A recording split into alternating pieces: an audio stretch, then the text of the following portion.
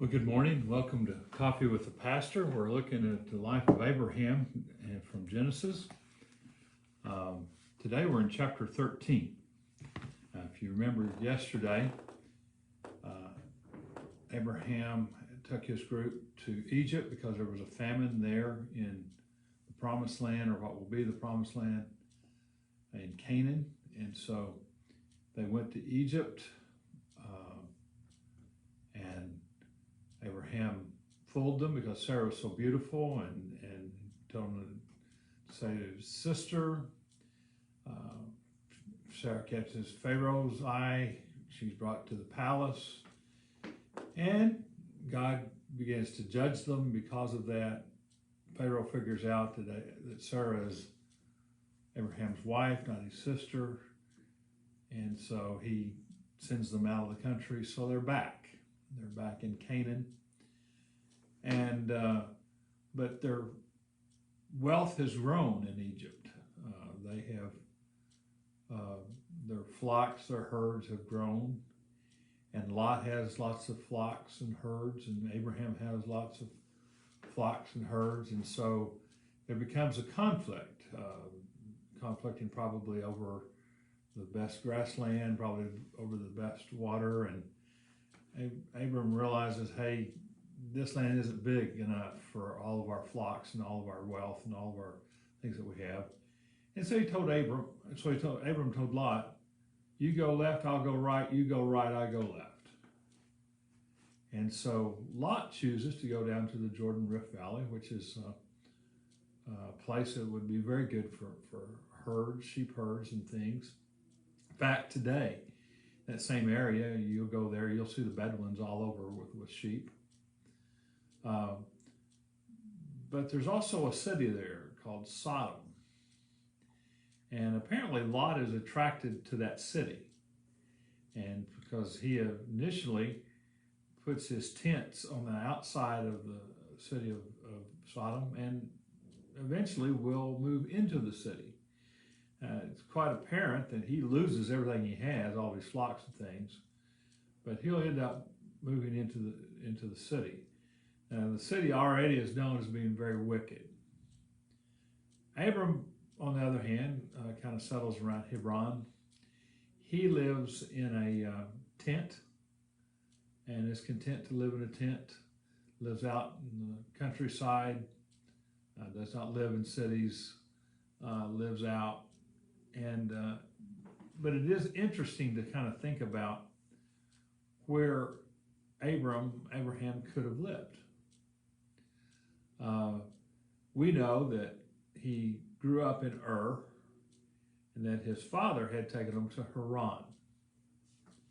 And he went with his father to Haran. Now, God had called him to come to Canaan and said he was going to give it to him, going to make his name great and all. But he could have chosen to have gone back to Ur. I like what Frank Pollard calls these cities. He kind of gave the nickname secular city to Ur, and it is that, because if they have dug it up, if you look at the archaeological findings, they found high-rise buildings, everything. It would have been one of the more modern cities of its time. So Abraham could have decided, well, I'm going to go back there. I'm going to go back to where I was raised. I'll, be there in the city, be there, get away from these country hicks and be a part of this. He could have lived in secular city, but he chose not to. And then he could have chosen to go to Sodom. Well, that would have been his choice. But he didn't want to live in Sodom. And I don't think, even if Lot would have chosen the other side and he would have moved over there, I don't think he'd have been anywhere near Sodom like what Lot did, because he knew that it was wicked and he would have stayed away from it. But Lot chose to go there and live in what Frank Pollard called Sin City. And it really was. I mean, it was so sinful that God destroyed it, and destroyed it pretty, pretty big.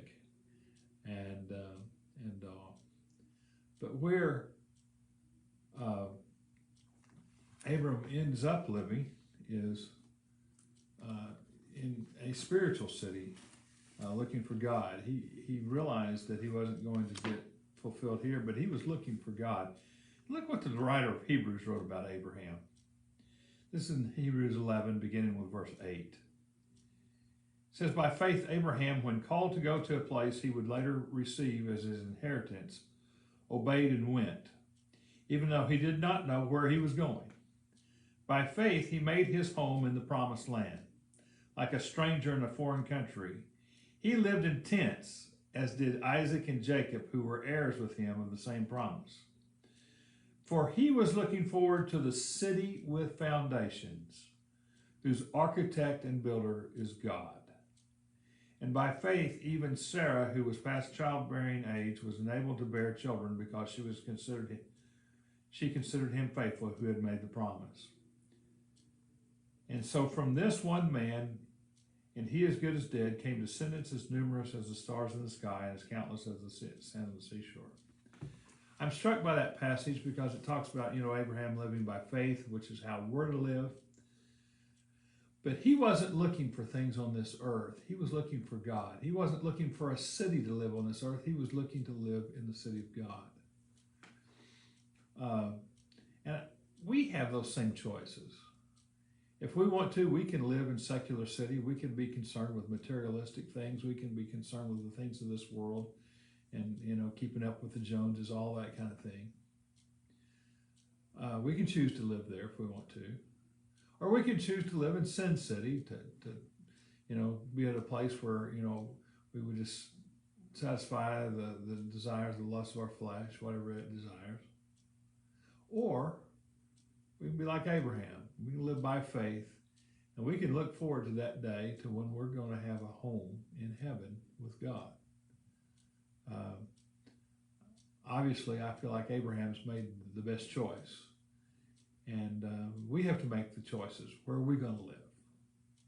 What are we going to follow? What are we going to do? So I encourage you today to stay out of secular city, to stay out of Sin City, and to live in spiritual city, or looking forward to that by faith. Well, I hope you have a blessed day, and we'll look at Abraham some more tomorrow, and we'll be looking at the life of Abraham's next several days on here. So see you tomorrow. Bye now.